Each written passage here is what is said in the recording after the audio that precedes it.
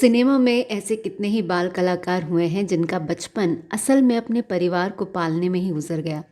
Baby नाज भी उन्हीं में से एक थी। महज 10 साल की उम्र में ही स्टार बनने वाली नाज शायद एक मशहूर हीरोइन भी बन जाती अगर उनकी माँ सिर्फ एक बार अपने बजाय अपनी बेटी के भले का सोचती।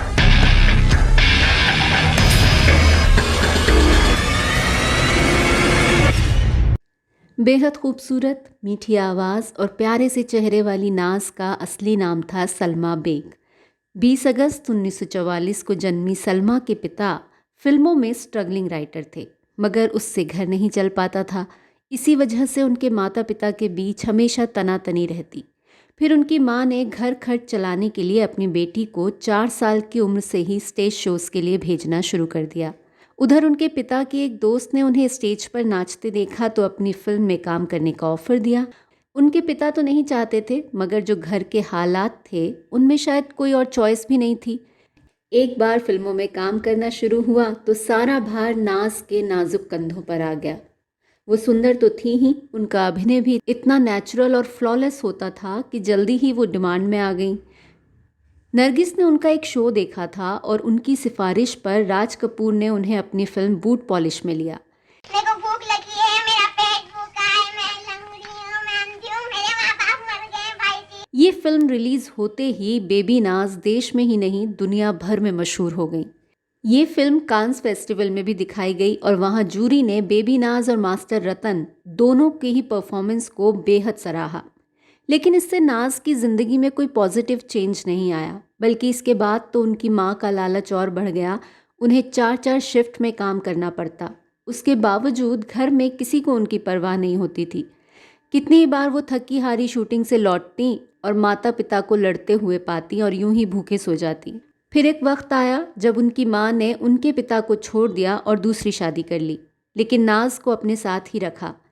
बेबी नाज ने अपने एक इंटरव्यू में बताया था कि जिन हालात से वो गुजर रही थी उस समय उन्होंने 2 बार पास के कुएं में कूदकर आत्महत्या करने की कोशिश की।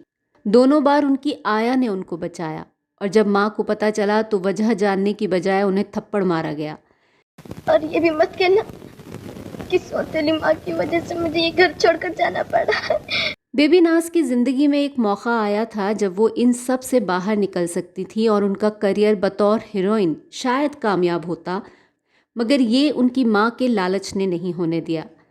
राज कपूर उन्हें स्विस स्कूल में 5 साल के कोर्स के लिए भेजना चाहते थे, मगर उनकी माँ तैयार नहीं हुई और जल्दी ही उन्होंने बेबी नाज को कुमारी नाज बनाकर प्रोड्यूसर डायरेक्टर्स के सामने पेश करना शुरू कर दिया। नाज की उम्र कोई बहुत ज़्यादा नहीं थी, मगर ढेर सारा मेकअप लगाकर और कपड़ों से उन्हें बड़ा दिखाने की कोशिश की जाती।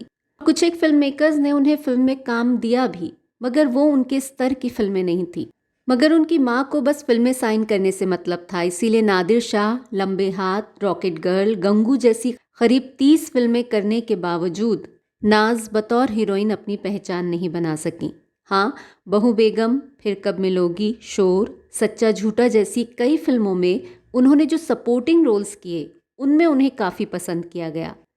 मैं भीख नहीं मांग रही थी साहब, वो मेरा भैया भोला उस गाड़ी में अभी यहाँ से जा रहा था। नाज की ज़िंदगी में अगर कोई राहत की बात थी तो वो थी उनके साथी कलाकार सुबिराज कपूर की मोहब्बत।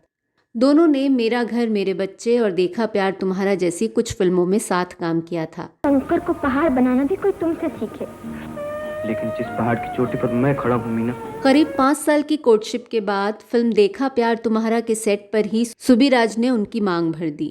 हालांकि इस शादी की काफ़ी खिलाफत हुई, सुबिराज को धमकियां भी मिली, मगर शादी के बाद दोनों एक दूसरे के साथ बेहद खुश रहे। हम अपनी जान की बाजी लगा देंगे, लेकिन दोबारा। उनके 2 बच्चे हुए, लेकिन उन्होंने अपने बच्चों को फिल्मी दुनिया से दूर ही रखा और नाज ने अपने परिवार पर ज़्यादा ध्यान दिया। फिल्मों के अलावा नाज ने श्रीदेवी समेत कई मशहूर हीरोइंस के लिए डबिंग भी की। लेकिन उम्र के 50वें साल में उन्हें लीवर में ट्यूमर हुआ और 19 अक्टूबर 1995 को वो इस दुनिया को छोड़कर चली गई। घर को छोड़ते हुए आपका दिल भी दुखता है। इस घर को आप छोड़ना भी चाहती हैं, आखिर ये क्या? नाज एक बहुत ही टैलेंटेड एक्ट्रेस थी, पर बॉलीवुड ने उनकी काबिलियत की कद्र नहीं की। लेकिन ये ज़रूर है कि जब जब बाल कलाकारों की बात होगी, बेबी नाज का नाम सबसे पहले लिया जाएगा।